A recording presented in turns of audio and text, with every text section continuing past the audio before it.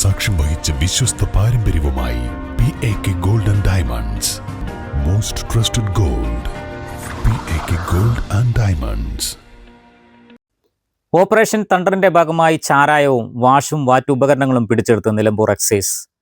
അമരമ്പലം ചെട്ടിപ്പാടത്ത് വീട്ടിൽ വെച്ച് ചാരായം മാറ്റിയ കേസിൽ ചെട്ടിപ്പാടം പൊട്ടി പഴമ്പലാക്കോട് വീട്ടിൽ രാമകൃഷ്ണനാണ് എക്സൈസിന്റെ പിടിയിലായത്.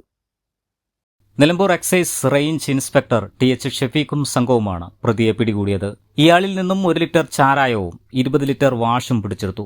വീട്ടിലെ അടുക്കളയിലാണ് വാറ്റ് നടത്തിയത്.